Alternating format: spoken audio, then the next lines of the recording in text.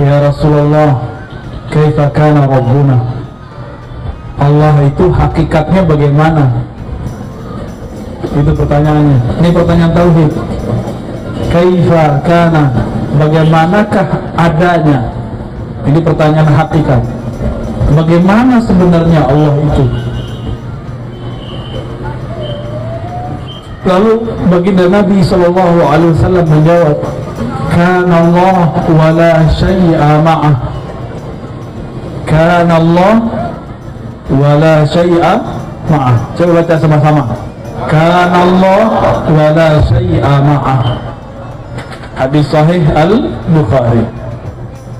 Allah sudah ada dan tidak ada sesuatu pun bersamanya. Tiada aras, tiada langit, tiada bumi, tiada kita, bahkan tiada, kata tiada pun belum ada. Kata tiada pun belum ada.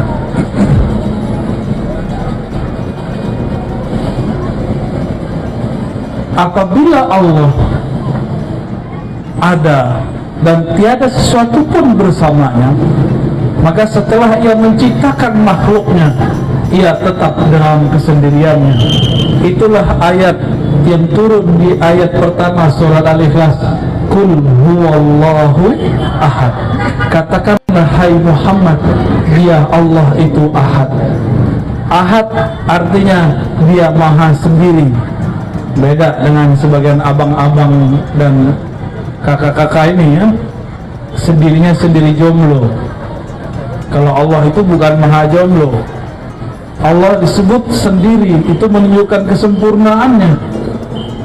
Kenapa Ustaz Tahir ini menikah? Karena dia kesepian kalau sendiri. Dia tidak sempurna kalau sendiri.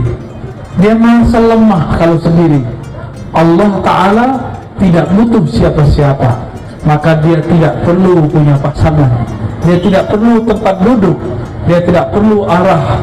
Tidak perlu tahayyuz menempati apapun. Dia dulu sendiri, maka setelah menciptakan makhluk tetap sendiri. Ya. Jadi akidah kita, akidah Ahlussunnah, Allah itu qadim, maha awal, tidak pernah berubah keadaannya. Tuh yang mesti diyakini.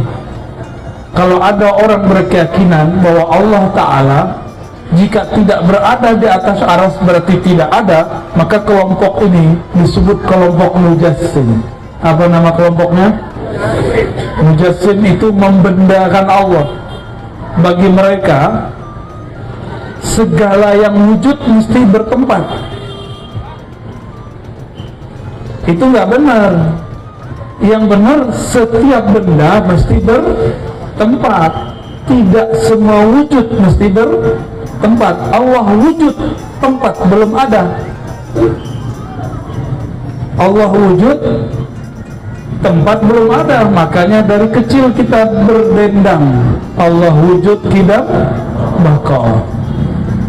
Allah wujud sebelum ada tempat, belum ada waktu, hanya ada Dia, Sang Pencipta waktu. Mulai kepalanya panas ya, udah tempatnya panas, orang Medan panas. Nggak apa-apa sesekali biar panas ya. Itu kalau telur ditaruh di kepala langsung mateng tuh kayaknya. Abu Musa al-Ash'ari radhiyallahu ta'ala anhu ini punya keturunan namanya Abul Hasan al-Ash'ari. Imam Abul Hasan al-Ash'ari. Ini keturunan cicit beliau. Karena masih darah ulama sahabat dan di dalam darahnya mengalir ketauhidan, beliau kemanapun pergi, nur dalam darahnya tetap memanggil untuk kembali kepada Allah Subhanahu wa Ta'ala. Ada orang ngomong begini, kamu mazhab Syafi'i, kenapa tidak berakidah Syafi'i? Benar, ada yang ngomong begitu. Beneran ya? Pernah dengar nggak? Kamu bermazhab Syafi'i, kenapa tidak ikut Imam Syafi'i? Imam Syafi'i kan nggak ikut Asy'ari. Wah, kalau saya ketemu orang begini, saya tepuk tangan. Kenapa saya tepuk tangan? berarti dia tidak mengerti sejarah. Apa kata dia tadi? Syafi'i kan tidak ikut Asy'ari. Betul, Anda benar. Karena waktu Imam Syafi'i ada, Imam Asy'ari belum lahir. Ya, kalau Anda mengatakan Syafi'i ikut Asy'ari, itu namanya bahlul majnun kamil. Ya, paham? Imam Asy'ari itu baru lahir diperkirakan 255 sampai 660 Hijriah lahirnya. Oke, Imam Syafi'i lahir tahun 150 Hijriah, wafat tahun 204 Hijriah. Imam Syafi'i wafat, Imam Asy'ari belum lahir.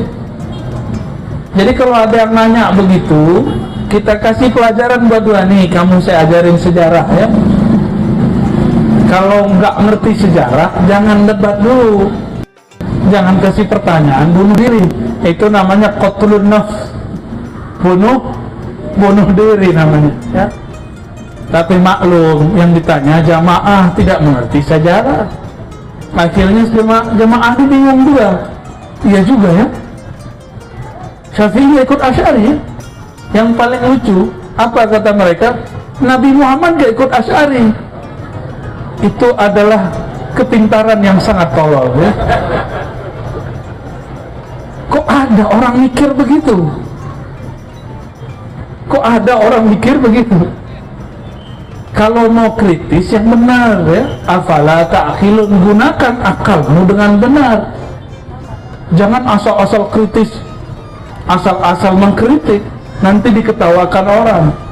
Tapi biasanya kalau ketemu orang begini, dia bakal menang sendiri.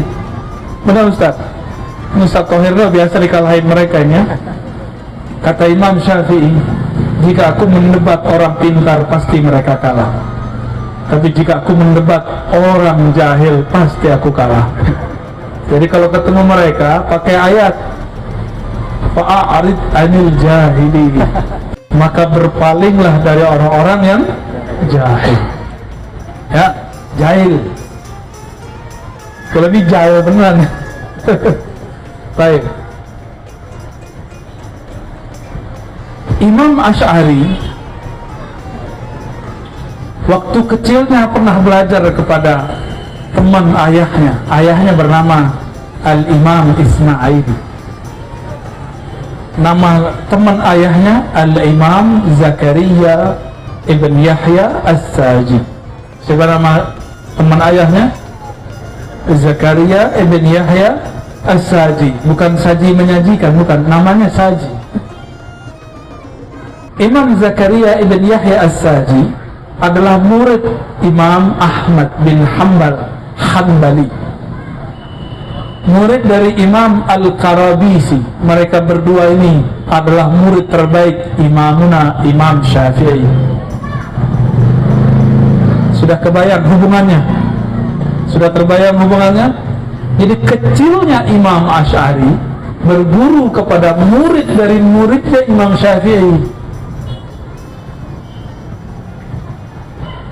Lalu ayahnya meninggal, Syekh Ismail meninggal. Dulu karena ibunya masih muda, maka dinikahkan oleh orang tuanya, kakeknya Asy'ari kecil, dengan seorang imam. Tapi bukan imam ahli sunnah, imam kelompok lain, namanya Abu Ali Al-Jubai Al-Mu'tazili. Akidahnya Mu'tazilah. Mu'tazilah ini gak percaya takdir, qadariyah. Mu'tazilah itu meyakini pelaku dosa besar kalau mati belum tobat masuk neraka kekal. Kalau Khawarij, pelaku dosa besar walaupun cuma beda coblosan politik, kafir. Kalau Mu'tazilah, beda politik, fasik. Tapi kalau mati sama dengan Khawarij, sama-sama kekal dalam neraka. Maka akidah ini berbahaya kalau berkembang.